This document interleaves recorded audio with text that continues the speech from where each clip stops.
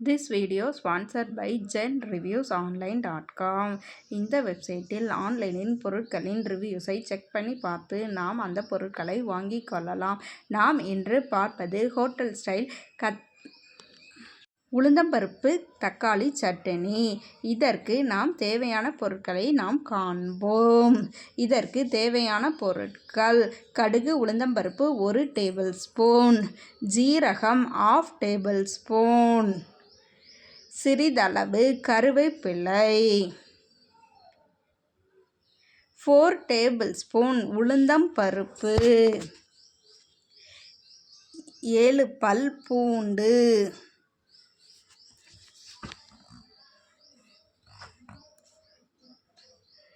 6 வரமிளகாய், 4 தக்காளி, தேவையான அளவு உப்பு, தேவையான அளவு ஆயில்.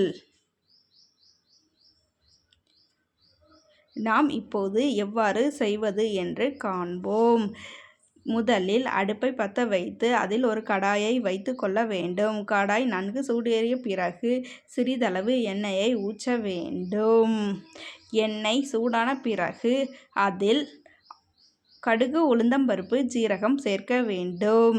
கடுகு உளுந்தம்பருப்பு ஜீரகம் நன்கு பொரிந்த பிறகு அதில் உளுந்தம்பருப்பை போட்டு நன்றாக வதக்க வேண்டும். அதன் பிறகு பூண்டும் வத்தலும் சேர்த்து நன்றாக வதக்கி கொள்ள வேண்டும். இது ரெண்டும் நன்றாக வதக்கிய பிறகு கட் பண்ணி வைத்துள்ள தக்காளியை போட்டு நன்றாக வதக்க வேண்டும்.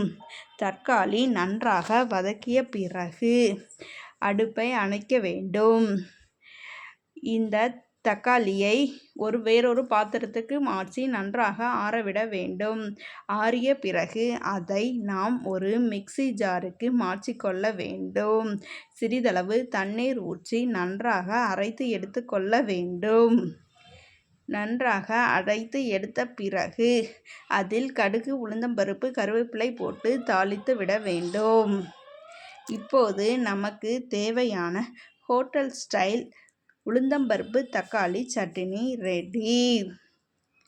இந்த உளுந்தம்பருப்பு தக்காளி சட்னி உடலுக்கு மிகவும் ஆரோக்கியமானது. இந்த உளுந்தம்பருப்பு தக்காளி சட்னியை நாம் இட்லி தோசையோடு சாப்பிடுவதற்கு மிகவும் நன்றாக இருக்கும்.